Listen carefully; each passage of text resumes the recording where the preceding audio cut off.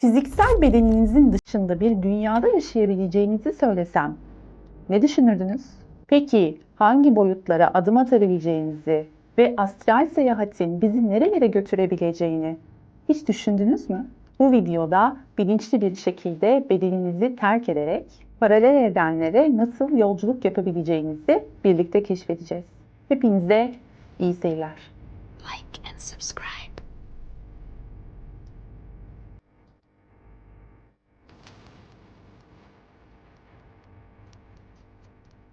Astral seyahat, fiziksel bedenimizden bağımsız olarak ruhsal ya da bilinçsel bir düzeye geçiş yapmamıza olanak tanıyan bir deneyimdir. Astral düzeydeki varlık, bedenin dışındaki bir yolculuğa çıkarken çevresine fiziksel olarak bağlı kalsa da astral formu ile başka bir düzeyde gezinti yapabilir. Bu bir tür bilinçli rüya hali olarak da tanımlanabilir. Astral seyahatte kişi uyanık olduğunda farkında olmadan gerçekleşebilecek bir yolculuk yapar. Ancak bu deneyimi farkında olarak gerçekleştirmek, yani astral dünyada bilinçli bir şekilde gezinmek biraz daha gelişmiş bir beceridir. Peki astral düzeyde ne gibi değişiklikler olur? Zamanın bükülmesi, mekanın kaybolması ve farklı enerjilerle etkileşim gibi deneyimler yaşanabilir. Şimdi geçelim paralel evrenler ve boyut kapılarına. Boyutlar arası farklara bakacak olursak, her bir boyut belirli frekansa sahip bir enerji alanı gibi düşünülebilir. Farklı boyutlar arasında geçiş yapmak, bu frekanslarla uyumlanmak anlamına gelir. Astral seyahatte fiziksel dünyadan bu frekanslara geçiş yapılabilir. Ancak bu boyutlar yalnızca farklı fiziksel gerçekliklerden ibaret değildir. Zihinsel, duygusal ya da ruhsal boyutlar da vardır. Ve her birinin kendine özgü bir bilinç yapısı ve gerçeklik algısı vardır. Paralel evrenler aynı zaman diliminde ve mekanda var olan ancak birbirinden bağımsız olarak çalışan evrenlerdir. Bu evrenlerde aynı biz olarak var olabiliriz. Ancak farklı seçimler yapmış ve farklı bir yaşam deneyimliyor olabiliriz. Peki astral seyahat bu paralel evrenlere ulaşma olanağına sahip midir? Eğer evrenin çoklu yapısını göz önünde bulundurursak, astral seyahat ile bilinç düzeyinde bu evrelere adım atmamız mümkün olabilir. Astral seyahatte en sık karşılaşılan boyutlar astral düzey, eterik düzey ve mental düzeydir. Astral düzey daha çok duygusal ve enerjik alanlarla ilişkilidir. Eterik düzey bedenle daha çok bağlantılıdır ve astral bedenimizin fiziksel bedenimize yakın bir varlık alanıdır. Mental düzey ise düşüncelerin, ideallerin ve ruhsal bilincin yönettiği bir alandır. Her düzeyde farklı deneyimler yaşanabilir. Şimdi astral seyahat ile boyutlar arası geçişe bir bakalım. Astral seyahat zihinsel bir yolculuk gibidir. Zihninizin sınırlarını aşarak başka boyutlara geçiş yapabilirsiniz. Ancak bu fiziksel değil, daha çok enerji odaklı bir geçiştir. Astral seyahatte bedenin dışına çıktığınızda yalnızca görünüşe göre fiziksel sınırları aşmazsınız. Aynı zamanda bilinç seviyeniz de farklı bir boyuta taşınır. Bilinçaltımız astral seyahatin kapılarını açmada önemli bir rol oynar. Çünkü astral düzeyde en çok karşılaştığımız unsurlar bilinçaltındaki düşünceler, korkular, arzular ve bilinçli farkındalığın ötesindeki engellerdir. Bu düzeyde seyahat etmek aslında bilinçaltımızla da bir yüzleşme olabilir. Farkında olmadığımız zihinsel ya da duygusal engellerin üstesinden gelmemiz gerekebilir. Astral seyahatte boyutlar arasında geçiş yaparken kendimizi o boyutun frekansına uyumlandırmamız gerekir. Tıpkı bir radyo kanalı bulur gibi o boyutun titreşimine girmeliyiz. Bazı boyutlar daha yoğun, bazıları ise daha hafif enerjilere sahiptir. Zihinsel ve ruhsal gelişimle bu frekanslara geçiş yapmak astral seyahatin en zorlayıcı kısmıdır. Astral seyahatle her boyuta ulaşmak mümkün olsa da Bu her zaman kolay değildir. Enerji seviyesi, zihin açıklığı ve kişisel gelişim astral deneyimlerin kalitesini etkiler. Bazı kişiler bir boyuttan diğerine kolayca geçebilirken bazıları bu geçişte zorlanabilir. Bedeninize ne kadar hakimseniz o kadar derin ve gerçekçi bir astral deneyim yaşarsınız. Peki bilim dünyası astral seyahat hakkında ne düşünüyor? Astral seyahatin bilimsel açıklamaları ve bu alandaki çalışmalar oldukça sınırlı olsa da bazı bilim insanları bunun bilinçli bir rüya hali ya da beyin dalgalarının farklı frekansları ile ilgili bir fenomen olduğunu savunuyor. Beynin belli başlı alanlarında yapılan araştırmalar astral seyahatin zihinsel bir deneyim olabileceğini öne sürüyor. Ancak bunun gerçekten paralel evrenlere bir geçiş olup olmadığı bilim dünyasında hala büyük bir soru işareti. Bazı bilim insanları astral seyahatin beyin dalgalarının bir yansıması olduğunu öne sürüyor. Beyin dalgaları, özellikle alfa ve teta dalgaları astral seyahatle ilişkilendirilen durumlarla uyumludur. Bu dalgalar derin meditasyon ve rüya haliyle benzerlik gösterir ve astral seyahat bu dalgaların baskın olduğu bir zihin durumunda gerçekleşir. Yapılan bir araştırma, insanların derin meditasyon halindeyken yaşadıkları astral seyahat deneyimlerinin beyinlerindeki yoğun bir teta dalgası aktivitesiyle ilişkilendirildiğini öne sürmüştür. Bu tür bilimsel gözlemler astral seyahatin beyindeki belirli bir frekansa uyum sağlayarak gerçekleşebileceğini gösteriyor. Bilincin evrensel süreçleriyle astral seyahatin bağlantısı oldukça ilginçtir.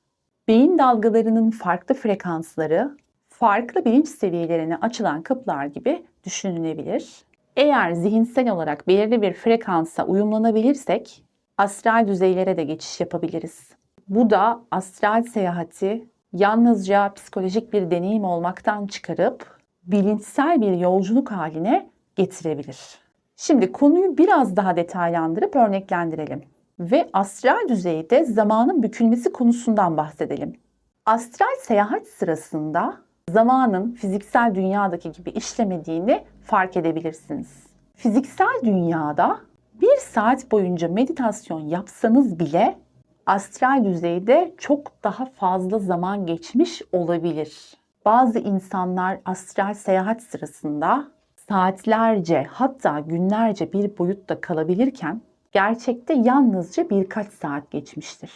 Bu zamanın boyutlar arası geçişte farklı bir şekilde algılanmasının bir örneğidir. Buna bir örnek verelim. Bir astral seyahat deneyimi yaşayan bir kişi astral düzeyde bir şehri gezip geri döndüğünde fiziksel dünyadaki zaman dilimiyle uyumsuz bir şekilde yalnızca birkaç dakika geçmiş olduğunu fark etmiş. Bu arada bu gerçek bir hikaye ve bu kişinin anlattığına göre astral düzeydeki deneyimi adeta saatlerce sürmüş. Paralel evrenlerde her boyut farklı bir bilinç seviyesini temsil eder demiştik. Fiziksel dünyamızda yaşayan bir insan duygusal boyutlar dediğimiz alanda astral seyahat yaparak kendi duygusal yansımasını görebilir. Bu kişisel bir keşif yolculuğu olabilir. Bu boyutlar kişinin zihinsel durumuna göre değişebilir. Korku, sevgi, huzur gibi duygusal enerjiler farklı boyutlarda farklı yansımalar yaratabilir. Bunu hemen bir örnekle açıklayalım. Örneğin bir astral seyahatte bir kişi duygusal bir kriz içerisinde olduğu zaman astral düzeydeki negatif enerjilerle karşılaşabilir. Bir başka kişi ise sevgi ve huzur içinde olduğu bir dönemde astral seyahat yaptığında astral düzeydeki daha yüksek frekanslı enerjilerle bağlantı kurabilir. Astral seyahat bu duygusal halleri daha derinlemesine keşfetmek için bir fırsat olabilir. Astral seyahatin şüphesiz en heyecan verici yanlarından biri paralel evrenlere geçiş yapabilme potansiyelidir. Bu, ruhun farklı boyutlarda varlık gösterebilmesi ve alternatif gerçekliklerde yaşamın farklı versiyonlarının deneyimlenmesi anlamına gelir. Her paralel evren farklı bir seçiminizin ya da yolunuzun sonucu olabilir. Örneğin astral seyahat deneyimi yaşayan bir kişi paralel evrenlerde kendini bambaşka bir hayatın içinde bulabilir. Bu kişi bir evrende bir sanatçı olarak tanınırken bir diğer evrende bir bilim insanı olabilir. Bu tür deneyimler astral seyahatin paralel evrenlere nasıl açılabileceğine dair şaşırtıcı bir örnektir. Bu boyutlarda seçimlerimizin farklı sonuçlar doğurduğu evrenlerle karşılaşmamız çok mümkün. Peki astral seyahatle rüya arasındaki fark nedir? Astral seyahat bazen rüya ile karıştırılır. Ancak rüyalar genellikle bilinçaltımızın bir yansımasıdır. Astral seyahat ise gerçek bir bilinç dışı yolculuk olarak kabul edilir. Diğer bir fark ise rüya dünyasında zaman ve mekan genellikle belirsizdir. Ancak astral seyahatte belirli bir yer ve zaman algısı bulunur. Örneğin bir kişi rüyasında bir odada uyanıyor ve her şeyin bulanık olduğunu fark ediyor. Ancak astral seyahat yaparak farklı bir boyuta geçtiğinde odanın net bir şekilde görünür olduğunu ve üzerinde herhangi bir değişiklik olmadığını fark ediyor.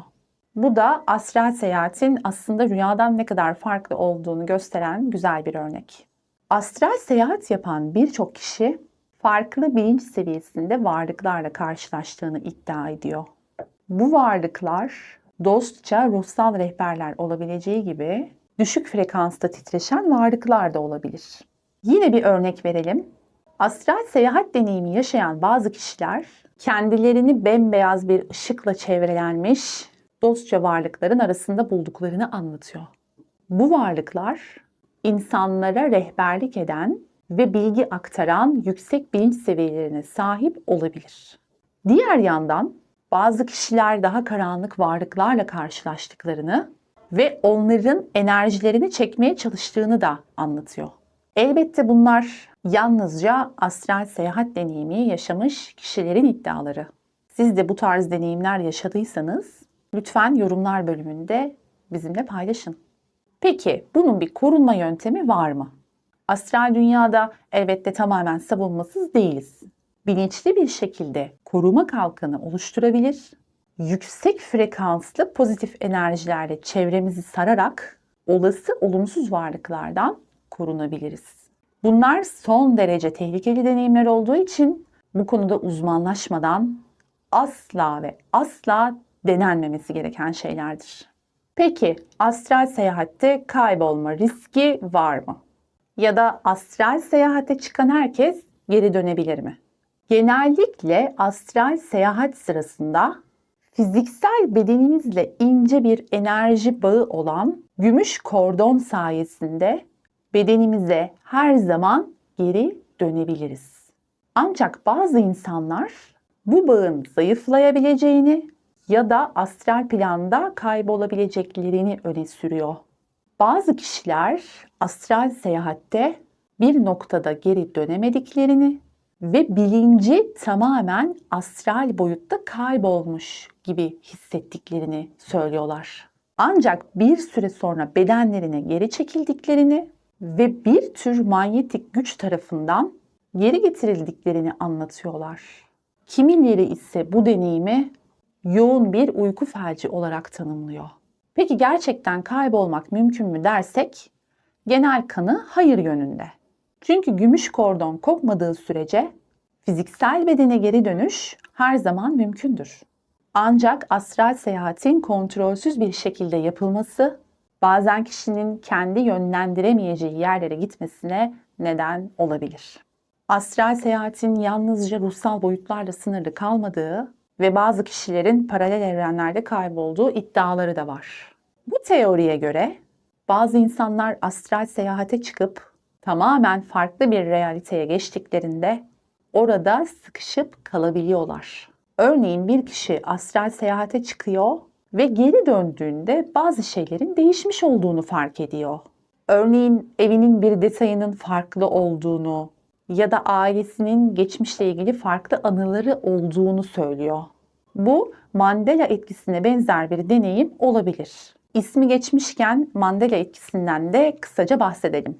Mandela etkisi, bir olayın gerçekleşmemiş olmasına rağmen gerçekleştiğine inanılması durumudur. Bir olayı yanlış hatırlama hali de diyebiliriz. Mandela etkisi, kolektif bir hafıza hatası örneğidir. Eğer isterseniz bu konuyla ilgili de detaylı bir video çekeriz. Lütfen görüşlerinizi yorumlar bölümünde belirtin. Konumuza geri dönelim ve biraz da tarihteki astral seyahatle ilgili bilgilere göz atalım. Kadim medeniyetler astral seyahati sıradan bir fenomen olarak kabul ediyor.